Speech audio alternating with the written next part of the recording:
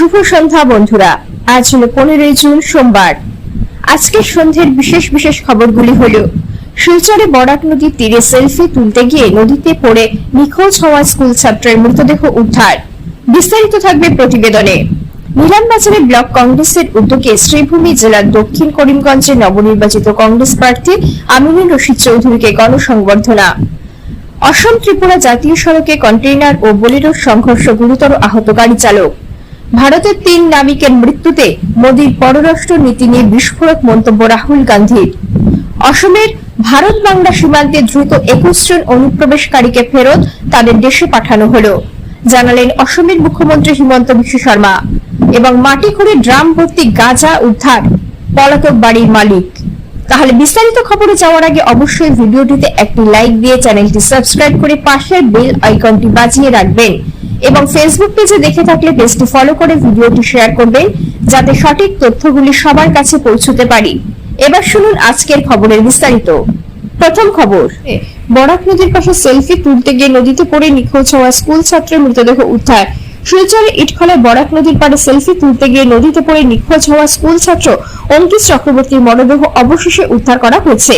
নিখোঁজ হওয়া 3 দিন পর রবিবার বড়খোলা এলাকার বুড়িবাইল সংলগ্ন বরাক নদী থেকে তার মরদেহ উদ্ধার করা হয়। জানা গেছে, অঙ্কিত চক্রবর্তী শিলচর নরসিংহ উচ্চতর মাধ্যমিক বিদ্যালয় 11 শ্রেণীর ছাত্র ছিল। গত কয়েকদিন আগে কয়েকজন সহপাঠীর সাথে স্কুল থেকে ঘুরতে গিয়েছিল শহরের ইটখলার বরাক নদীর পাড়ে। সেখানে বন্ধুদের সঙ্গে সেলফি তোলার সময় হঠাৎ পা পিছলে নদীতে পড়ে যায় সে। সহপাঠীদের চিৎকার শুনে স্থানীয় লোকজন ছুটে এসে খোঁজাখুঁজি শুরু করলেও তার কোনো সন্ধান মেলেনি। পরে খবর পেয়ে পুলিশ ও এসডিআরএফ ঘটনাস্থলে পৌঁছে নদীতে তল্লাশি অভিযান চালানো শুরু করে। টানা 3 দিন ধরে চলা অনুসন্ধানের পর রবিবার বড়খলার বুড়িবাইল এলাকায় বরাক নদীতে একটি মৃতদেহ ভেসে উঠতে দেখা যায়। খবর পেয়ে ভাঙ্গারপাড় পুলিশ ঘটনাস্থলে পৌঁছে মরদেহ উদ্ধার করে। পুলিশ সূত্রে জানা গেছে, উদ্বুদ্ধ হওয়া মরদেহটি নিখোঁজ ছাত্র অঙ্কিত চক্রবর্তী বলে শনাক্ত করা হয়েছে। প্রয়োজনীয় আইনগত প্রক্রিয়া সম্পন্ন করে মরদেহ ময়না তদন্তের জন্য শিলচর মেডিকেল কলেজ ও হাসপাতালে প্রেরণ করা হয়েছে। এই মর্মান্তিক ঘটনায় শিলচর সহ নরসিংহ উচ্চ মাধ্যমিক বিদ্যালয় এবং অঙ্কিতের বাসস্থান ক্যাপিটাল পয়েন্ট এলাকায় গভীর শোকের ছায়া নেমে এসেছে। পরিবারের সদস্যদের কান্নায় ভারী হয়ে উঠেছে পরিবেশ। নীলামবাজার ব্লক কংগ্রেসের উদ্যোগে আমিনুর রশিদ চৌধুরীকে গণসংবর্ধনা। দক্ষিণ করিমগঞ্জ বিধানসভা এলাকার উন্নয়নমূলক কর্মকাণ্ড এবং জনকল্যাণে ধারাবাহিক ভূমিকার স্বীকৃতি স্বরূপ নীলামবাজার ব্লক কংগ্রেসের উদ্যোগে বিধায়ক আমিনুর রশিদ চৌধুরীকে গণসংবর্ধনা প্রদান করা হয়। রবিবার অনুষ্ঠিত এই অনুষ্ঠানে দলীয় নেতাকর্মীদের ব্যাপক উপস্থিতিতে উৎসব মুখর পরিবেশের সৃষ্টি হয়। প্রথমবারের মতো বিপুল জনসমর্থন নিয়ে বিধায়ক নির্বাচিত হবার পর থেকেই দক্ষিণ করিমগঞ্জের সার্বিক উন্নয়ন, জনস্বার্থ রক্ষা এবং বিভিন্ন জনমুখী প্রকল্প বাস্তবায়নে সক্রিয় ভূমিকা পালন করে আসছে আমিনুর রশিদ চৌধুরী।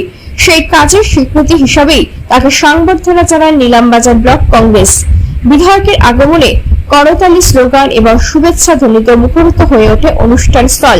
পরে ব্লক কংগ্রেসের নেতৃবৃন্দ ফুলের তোড়া দিয়ে, উত্তরীয় এবং স্মারক উপহার দিয়ে তাকে সংবর্ধিত করেন। অনুষ্ঠানে উপস্থিত বক্তারা দক্ষিণ করিমগঞ্জে উন্নয়নের গতি ত্বরান্বিত করতে বিধায়কের অবদানের প্রশংসা করেন। বক্তারা বলেন, দীর্ঘদিন ধরে এলাকার মানুষ একজন জনমুখী এবং কর্মঠ জনপ্রতিনিধির প্রত্যাশা করেছিলেন। আমিনুর রশিদ চৌধুরী সেই প্রত্যাশা পূরণে নিরলসভাবে কাজ করে চলেছেন। রাস্তাঘাট, শিক্ষা, স্বাস্থ্য, পানীয় জল এবং বিদ্যুৎ সহ বিভিন্ন জনসমস্যা সমাধানে তিনি আন্তরিক প্রচেষ্টা চালিয়ে যাচ্ছেন বলে উল্লেখ করেন তারা। অনুষ্ঠানে বিভিন্ন মন্ডল কংগ্রেসের সভাপতি এবং নেতৃবৃন্দ বলেন, কংগ্রেস সবসময় উন্নয়ন, গণতন্ত্র এবং সম্প্রীতির রাজনীতিতে বিশ্বাসী। সেই আদর্শকে সামনে রেখে দক্ষিণ করিমগঞ্জে সাংগঠনিক ভিত্তি আরো মজবুত করতে কাজ করেছেন বিধায়ক শামীম। তার নেতৃত্বে দলীয় কর্মীদের মধ্যে নতুন উদ্দীপনা সৃষ্টি হয়েছে বলেও দাবি করেন তারা। অপরদিকে অসম ত্রিপুরা জাতীয় সড়কে কন্টেইনার বোলেরো সংঘর্ষ, গুরুতর আহত চালক। অসম ত্রিপুরা সংযোগকারী 8 নম্বর জাতীয় সড়কের বাজারিছড়া থানার অন্তর্গত হাতিখিরা এলাকায় রবিবার ভোরে এক ভয়াবহ সড়ক দুর্ঘটনায় চাঞ্চল্যের সৃষ্টি হয়। একটি মালবাহী কন্টেইনার লরি ও একটি ব্যক্তিগত বোলেরো গাড়ির মুখোমুখি সংঘর্ষে বোলেরো চালক গুরুতরভাবে আহত হয়। দুর্ঘটনার বিকট শব্দে ভোরের নিস্তব্ধতা ভেঙে পড়ে এবং স্থানীয়দের মধ্যে আতঙ্ক ছড়িয়ে পড়ে। পুলিশ এবং স্থানীয় সূত্রে জানা গেছে, গৌহাটি থেকে আগরতলার উদ্দেশ্যে রওনা দেওয়া AS01SC 7131 নম্বরের একটি মালবাহী কন্টেইনার হাতিখিরা এলাকা অতিক্রম করার সময় বিপরীত দিক থেকে আসা AS11R 8382 নম্বরের একটি ব্যক্তিগত বোলেরোর সঙ্গে সজোরে ধাক্কা খায়। বোলেরোটি ত্রিপুরা ধর্মনগর থেকে করিমগঞ্জ জেলার হরিবাসর এলাকায় নিজ বাড়ির উদ্দেশ্যে যাচ্ছিল। প্রত্যক্ষদর্শীরা জানান, সংঘর্ষের তীব্র শব্দ শুনে আশেপাশের বাসিন্দারা দ্রুত ঘটনাস্থলে ছুটে আসেন। সেখানে গিয়ে দেখা যায় বোলেরো গাড়ির সামনের অংশ সম্পূর্ণ দুমড়ে মুচড়ে গেছে এবং চালক গাড়ির ভেতরে আটকে পড়েছেন। স্থানীয় যুবক এবং পথচারীদের তৎপরতায় আহত চালককে উদ্ধার করে দ্রুত মাকুন্দা ক্রিস্টিয়ান লেপ্রসিক কাম জেনারেল হাসপাতালে ভর্তি করা হয়। চিকিৎসাধীন ওই চালকের অবস্থা আশঙ্কাজনক বলে হাসপাতাল সূত্রে জানা গেছে। দুর্ঘটনার জেরে কিছু সময়ের জন্য জাতীয় সড়ক যান চলাচল ব্যাহত হয় এবং রাস্তার দুই পাশে দীর্ঘ যানজটের সৃষ্টি হয়। পরে পুলিশ এবং স্থানীয়দের সহযোগিতায় দুর্ঘটনাগ্রস্ত যানবাহন দুটি সরিয়ে নেওয়ার পর পরিস্থিতি স্বাভাবিক হয়। অপরদিকে ভারতের 3 নাবিকের মৃত্যুতে মোদীর পররাষ্ট্র নীতি নিয়ে বিস্ফোরক রাহুল। পারস্য উপসাগরে ওমান উপকূলের কাছে মার্কিন নৌবাহিনীর হামলায় 3 ভারতীয় নাবিকের মৃত্যুর ঘটনায় দেশের আভ্যন্তরীণ রাজনীতিতে প্রবল অস্থিরতা তৈরি হয়েছে। গত বুধবার MT সেত্তেবেলা নামের একটি বাণিজ্যিক জাহাজে মার্কিন ফৌজের হামলায় বিশাখাপত্তনমের পাঠনালা সুরেশ, উত্তরপ্রদেশ শিবানন্দ চৌরসিয়া এবং হিমাচল প্রদেশের আদিত্য শর্মা নামে 3 ভারতীয় নিহত হন। এই ঘটনার পর ভারতের বিদেশ মন্ত্রক মার্কিন চার্জ দ্য অ্যাফেয়ার্স জেমস মিক্সকে তলব করে প্রতিবাদ জানালেও মার্কিন স্টেট ডিপার্টমেন্টের কঠোর অবস্থান এবং সতর্ক বার্তাকে কেন্দ্র করে ভারত সরকারের কূটনৈতিক ভূমিকা নিয়ে প্রশ্ন তুলেছেন বিরোধী নেতারা। মার্কিন সামরিক বাহিনীর নির্দেশ অমান্য করার অভিযোগে এই হামলা চালানো হয়েছে বলে দাবি করেছেন আমেরিকা। বিরোধী দলনেতা রাহুল গান্ধী সহ কংগ্রেসের শীর্ষ নেতৃত্বরা বর্তমান সরকারের পররাষ্ট্রনীতির তীব্র সমালোচনা করে প্রধানমন্ত্রী নরেন্দ্র মোদীকে এ বিষয়ে নিরাপত্তার জন্য কাঠগড়ায় দাঁড় করিয়েছেন। ঘটনাটিকে ভারতের সার্বভৌমত্বের উপর আঘাত হিসাবে চিহ্নিত করে বিরোধীদের অভিযোগ, আমেরিকার অনমনীয় বার্তার মুখে বর্তমান সরকার নথি স্বীকার করছে। অন্যদিকে মধ্যপ্রাচ্যের সংঘাতপূর্ণ জলসীমায় কর্মরত হাজার হাজার ভারতীয় নাবিকের নিরাপত্তা এই ঘটনার জেরে চরম ঝুঁকির মুখে পড়তে চলেছে বলে মনে করা হচ্ছে। অপরদিকে আসামের ভারত বাংলা সীমান্তে দ্রুত আরো 21 জন অনুপ্রবেশকারী ফেরত তাদের দেশে, জানান মুখ্যমন্ত্রী। আসামের ভারত বাংলাদেশে সীমান্তে পৃথক পৃথক অভিযানে তরুণ তরুণী, শিশু এবং মধ্যবয়স্ক মহিলা সহ আরো 21 জন অবৈধ বাংলাদেশিকে পাকড়াও করে রাতারাতি তাদের স্বদেশে ফেরত পাঠানো হয়েছে। ফলে আরো অনুপ্রবেশকারীদের ভারতে প্রবেশ করতে রুখে দিয়েছে রাজ্য পুলিশ এবং BSF, জানিয়েছে অসমের মুখ্যমন্ত্রী ডক্টর হিমন্ত বিশ্ব শর্মা।